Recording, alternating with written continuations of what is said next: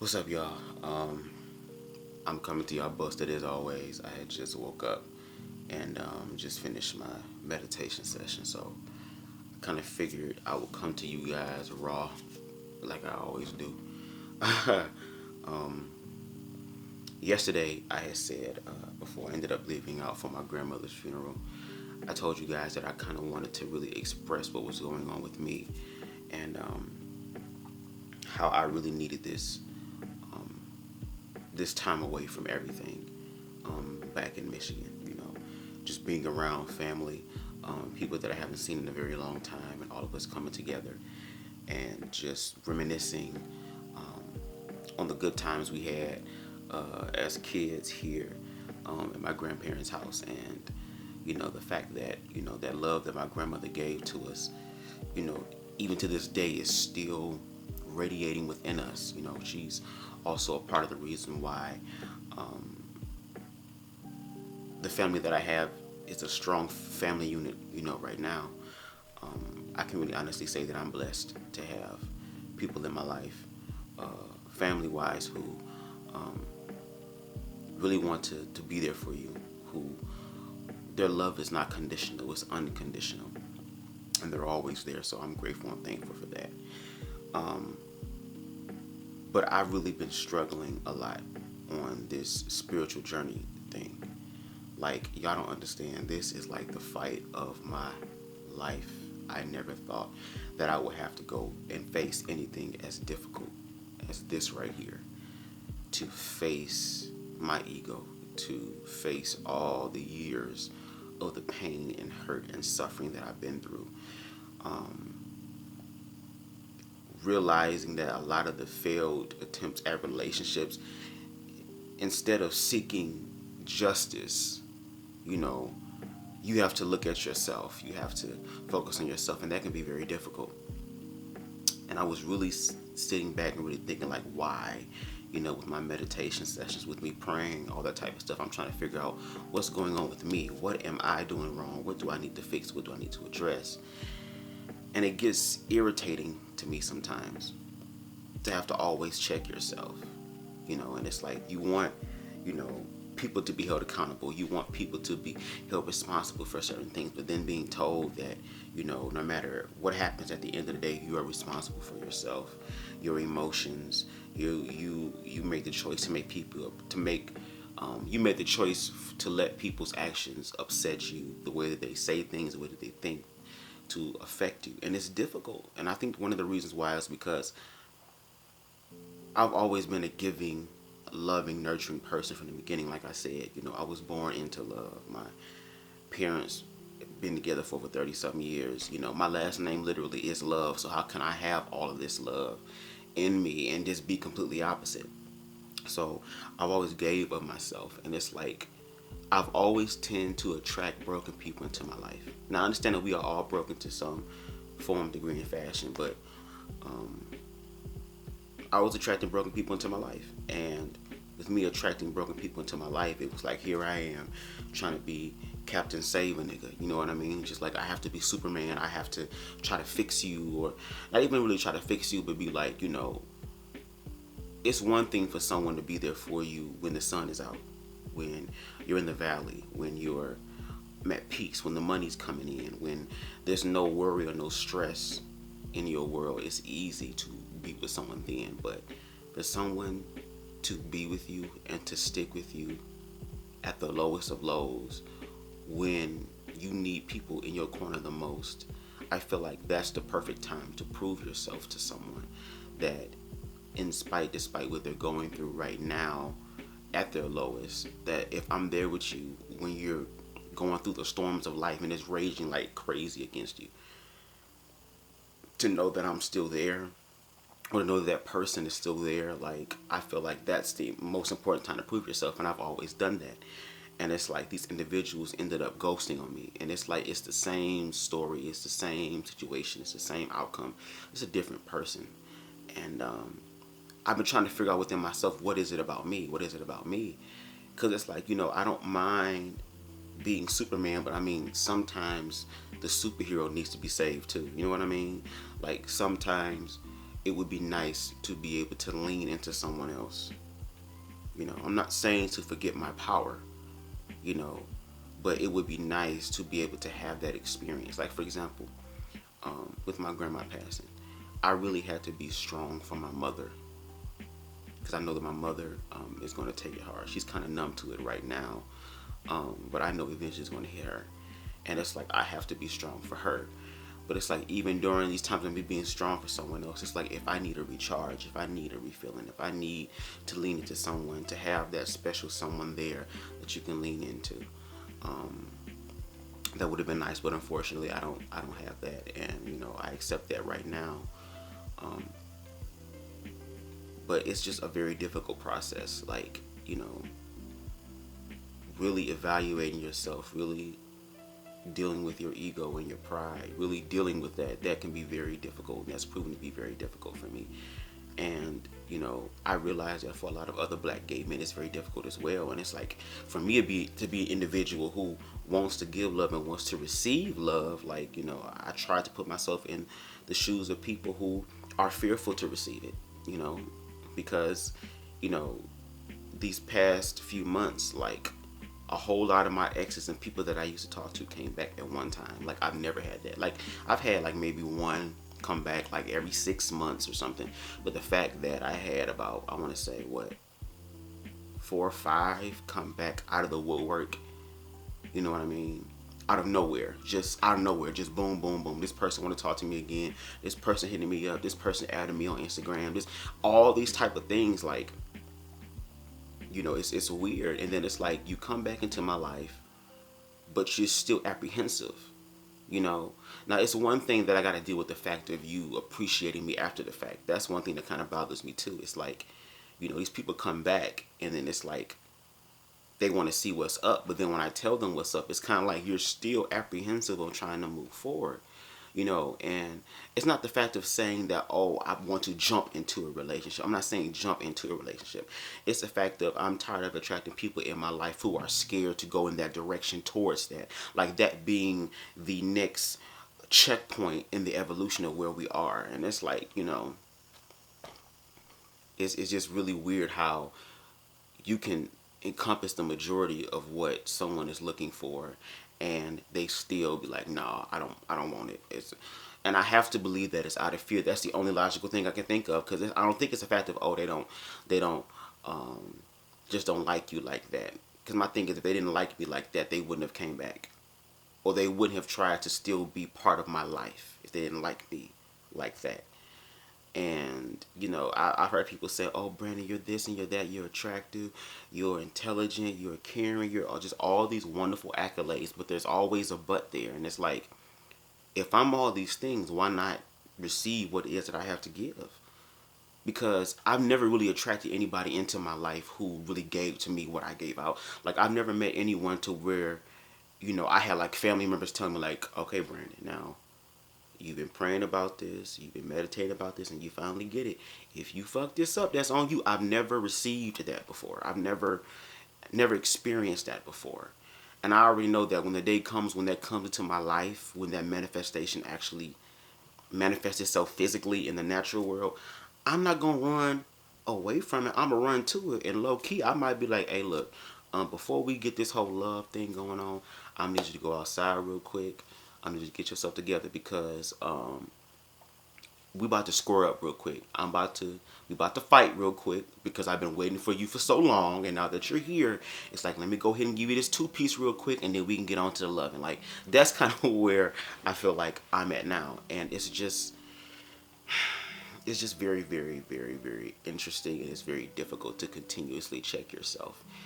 And I love my spiritual teacher, don't get me wrong, but sometimes I'll be like, bitch, I just can't do it. Like, I just can't. Like, you are like Christ, and I am like, damn, I think it's Peter or David or someone, the nigga that was killing Christians. Like, when they ran up on Jesus in the Garden of Gethsemane, and he put out his knife and was slicing hoes' ears off. Like, I feel like that's me. Like, I'm trying to be good, but a part of me really want to. And then also with that too, it's like, I've always been an individual who really just had to learn how to move on by myself.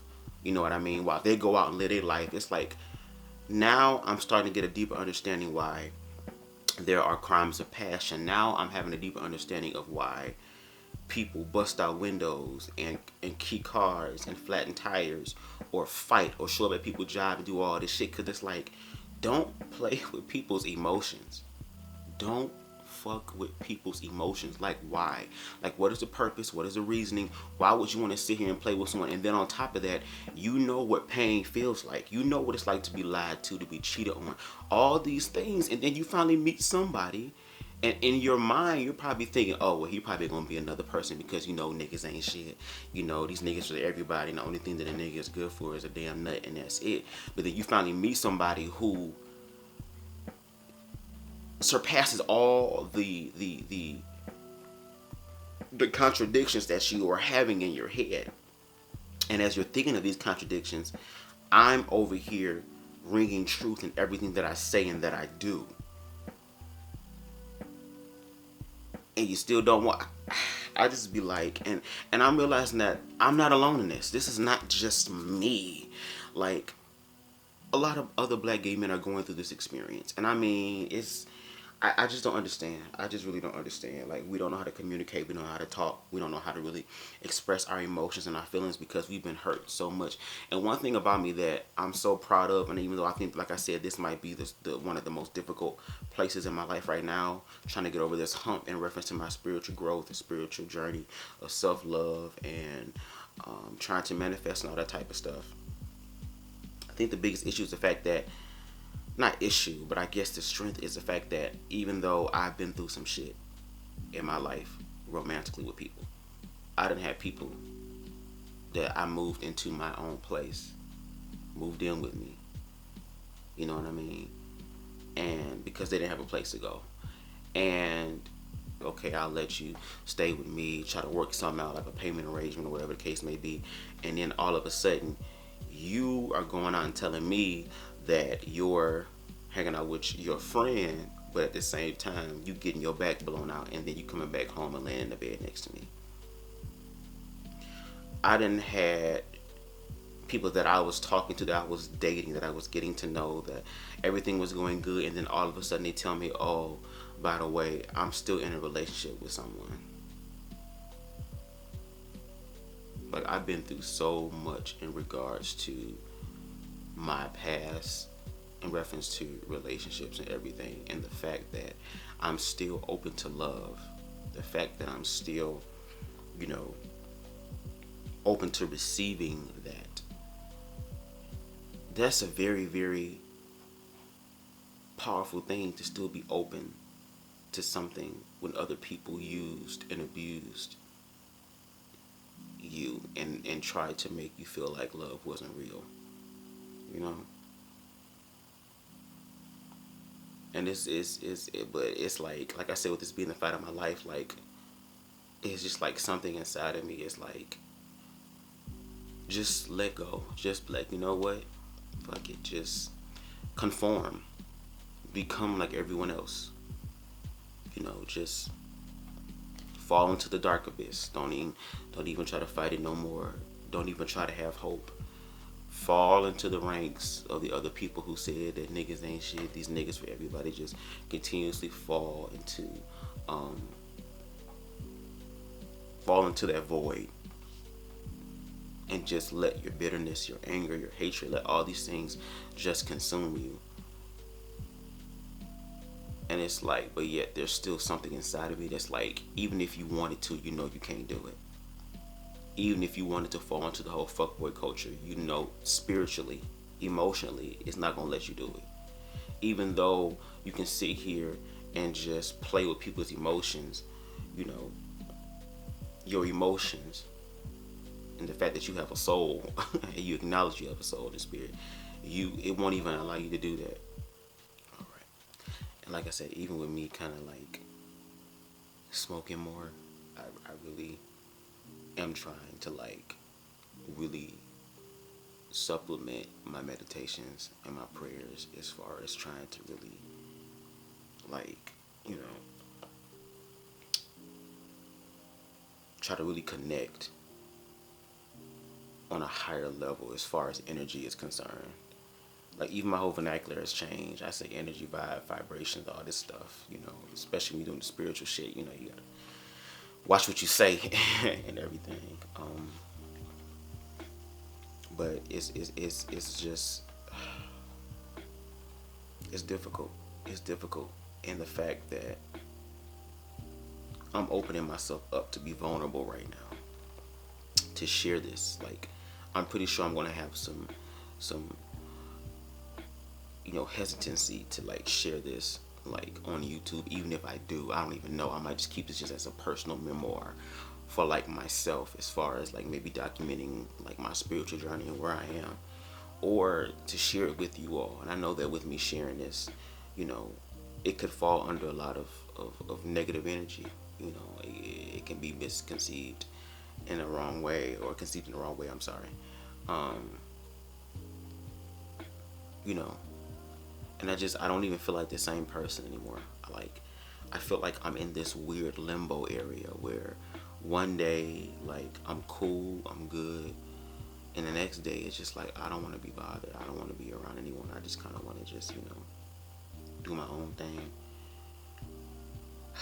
And it could be very, very difficult.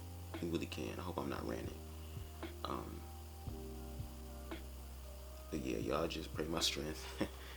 um, that I'll get through it. Because I think now, the reason why, like I said, it being more difficult is because now, with me actually checking myself and my ego, I don't know if my ego is shook, because it's like Brandon is starting to get to the point to where, he about to have a breakthrough. He about to really like come over this hump. So we gotta employ everything. We gotta send out every available energy that's negative. We gotta call in for reinforcements. We gotta do all that we can to prevent this person from getting over the hump, because if they get over the hump, they can therefore go and teach others how to get over the hump.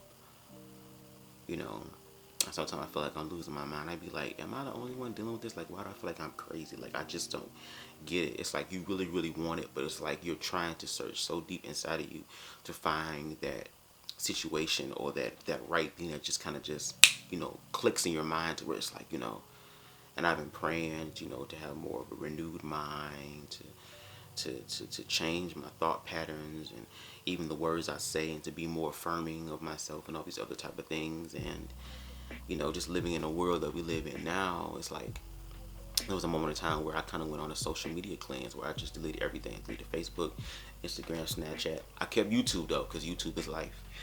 I did all of that, and it's like I didn't really miss it. I didn't miss the social world. I didn't miss that connectedness to everyone else. I didn't miss the vainness. I didn't miss the materialism. I didn't miss the fraudulency. I didn't miss any of that. And then it was like I got to a point to where I re-downloaded it, and I'm still questioning myself, like, why do I even have this? Like, what's the purpose of me even having a social media? Like, I don't want to be connected to people who aren't really connected with themselves, or trying to be connected with themselves. I don't want to be part or connected to a world that is walking around wearing masks, that are pretending to be someone that are not, that they put up this front that they're happy, but that when they go to bed at night, they're hugging the hell out of their pillow, wishing their pillow would hug them back, because at the end of the day, I feel like all of us, we desire companionship. We require companionship. It says it's not good for man to be alone. So it's like we all desire the whole situation. And the fact that we live in a world now that really does not appreciate morals and values, and really believes in being selfish, and really believes in being greedy and in gluttonous and all that type of stuff. It's just very crazy. Like, if that's what you want to do, then that's what you want to do. But my thing is, be upfront about it. It's like, where are the individuals and the people that actually want something meaningful? Where are the people who actually want monogamy, that want commitment, that want to build, that want to grow, that want to get married, that want to have a family, that want to see their kids, take their first steps, or say their first words, or their first day of preschool, and then them growing up in middle school and going through the changes, and then high school with prom, and then college, and then just seeing the product of your love grow up, and to be able to continue the product of love with their own families, therefore creating this new generation of love and new generation of family and all these things. Like, a lot of people don't want that, and like I so desperately want to be with another black man. I do. I really do. I want to be connected to someone who is like me. But there is so much pain and hurt within the community concerning my black gay brothers. It's crazy, because like I ask questions. I ask questions all the time. I want to know what's going on. Why do you feel this way? What happened in your past? What is your relationship like with your family? I want to know these things, because I want to know who I'm entertaining. And it's like I always ask a certain question, and it's like there's this line that they don't want crossed. And I think that's the line that if they were to actually just kind of just learn to be vulnerable, to be open, then maybe a breakthrough can happen for them in reference to that. Because it's like the fact that individuals still want to be connected to me despite not wanting to be with me, that's something that I even struggle with. Because it's like, am I even strong enough really to sit here and be friends with you, and then if you get into a relationship with someone, to see you give them what I wanted you to give me, that I was giving you? You get what I'm saying? It's like, would I be able to really just stand there and to really genuinely and authentically be happy for them? Or would I feel like I would just be saying it because it seems like the right thing to do, but inside I'm not feeling it? And it's just like,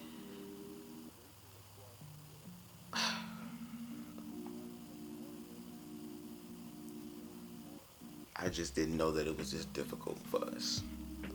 I just didn't know it was this hard for us. Really, I did not know. I did not know. And it's scary. I'm not gonna lie to you, it's scary. I can understand why people don't want to be vulnerable. I can understand why people just don't want to open themselves up. I can understand people saying, oh, well, the only thing that this person's good for is sex, and that's it. Because they've been treated like that.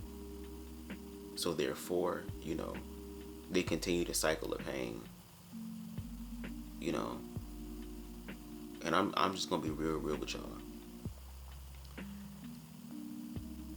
I've been abstinent from sex for a very long time, but that whole abstinence shit was broken these past 2 months with someone who I trusted, that I thought was different. I felt the energy.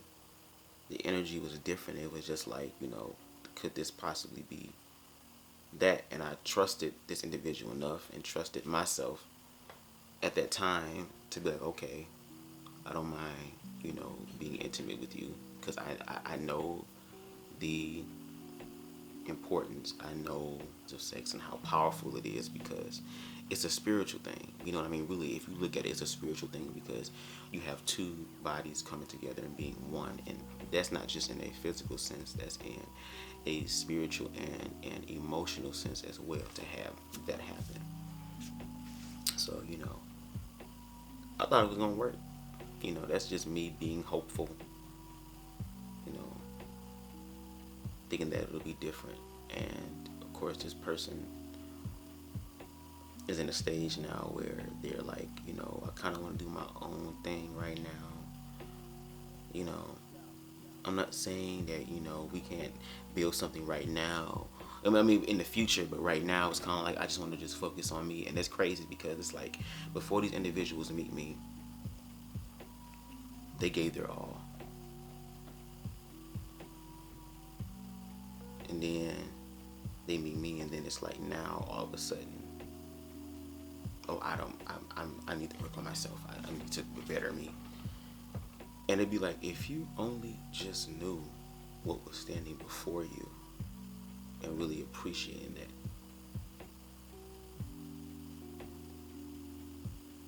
If you only knew. I try to understand, but sometimes it's difficult to understand. Especially difficult to understand people who don't want you to understand them, because they really don't understand themselves. When people give you answers like, I don't know, or maybe. And we're taught to focus so much on material things. We're taught to focus on things that don't really last, that lose value after you get it. And then some of us have the opportunity to be able to experience something that can literally transform us and make us better and uplift and encourage and inspire and bring out the best in us. And we're afraid to take it. The real thing. Because even though I look busted right now, that can all be changed. That can all be changed.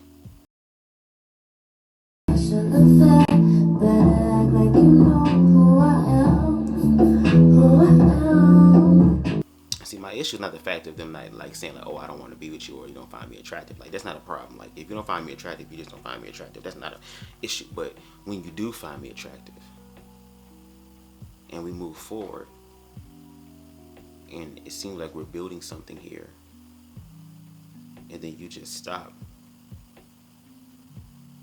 but then you come back, it's like, no. Like, no. You know, it's like, why why bother me? What do you want from me? What are you expecting from me? Like what is your intentions? What is your motive here? And in a sense, I know I'm probably gonna get some flack for this, but in a sense, I can understand why, now looking at it, why a lot of people tend to date outside their race. And I know it sounds ignorant, and I know it sounds like I'm self-hating, but how do you try to help people who don't want to be helped? How do you try to be there for people who don't? How do you try to build something with someone who does not know how to build for themselves or want to build something like that? Like, I've heard a lot of my black gay brothers the same thing. Like, this is a epidemic. Low key, it's probably a pandemic, because like we're trying to understand. There are some people trying to understand you, but the majority has been told or have been taught, you know what, you can't let a bitch see you sweat, you can't be too open, you can't be too vulnerable, because niggas lie, they cheat, that's what men do. And it pisses me off, because it's like, that's not what I do though. But you're writing me, you're trying to turn me, you're trying to transform me into someone bad so that you can have a reason to not go forward and accept something from me that you know is real, that is genuine, that is true, that is honest, that it lasts. But you want to stick around and have me on the back burner so that if you ever come to that realization of that, then you know you have me. But woe unto you. Because as difficult as it is, and the ups and downs that I'm dealing with, I know for a fact that all of this love that God has blessed me with my family, with being able to be an openly black gay man and still be loved and accepted and be loved unconditionally, despite what they believe, what they want to believe, what they think, what they choose to think, what they choose to deny or ignore, they still love me. The fact that I can be open about myself and I can be transparent about who I am. And the fact, like I said, with me being down here for my grandmother's funeral, being around the love of my family, remembering the love that my grandparents gave to us, the love that I experienced from my parents and my inner circle of best friends. I'm surrounded by that. And here I go giving out my love to other people. And it's like they don't want it. I'm not saying they want it because there's something wrong with me. I think it's the fact that they don't want it because they realize that if they were to accept it from me, then now they have to take responsibility for themselves. They have to look at themselves and realize why I can't. And it gets irritating, you know. I know this is supposed to be the time where I'm supposed to focus on myself and better myself and get myself together and really use the gifts, you know, that God has blessed me with and all that type of stuff. But I'm not even gonna lie to y'all, like, y'all don't understand, like, this relationship shit is like real. It's real. And as much as I try to put it in the back of my mind, as much as I try to repress that desire for it. As much as I try to distract myself from the desire of wanting it, it's always there and it's always present and it never goes away. And I'm trying to change my mind so I don't think about it as much, but y'all don't understand. Like, when I was really heavy into YouTube, I mean making videos back to back to back, it was like that was a distraction for me. Back in the day when I used to write songs, record songs, that was like a distraction for me to really like not pay attention to the fact that romantically I'm not with anybody. And I feel like a lot of us do that. You know, a lot of us walk around and, you know, try to keep our minds off of it and pretend like it doesn't bother us, but it's there. It's there. It's there. I just want us to win. I just want us to win. I just want us black gay men to win. I really do. Because I really see my future with another black gay man and us getting married and having a family and just being the best parents we can be. But right now, due to my past experiences and all that type of stuff, I'm not gonna lie to y'all, like, it make it seem like it's very impossible to have that, or you have to be very lucky to have that. And I'm trying to keep this love inside of me from not dying and from not withering away. But I feel like that energy that wants it to waver away is very strong. It's very prominent. It's very present. And my higher consciousness and the God in me and my ego is at war, y'all. Because I'm telling you, like, these past 2 months, I've just been on an emotional roller coaster, like. And, like, I'm kind of low-key, like, trying to hold back tears because of how painful it is. So. But, yeah, let me stop because I feel like I'm rambling now.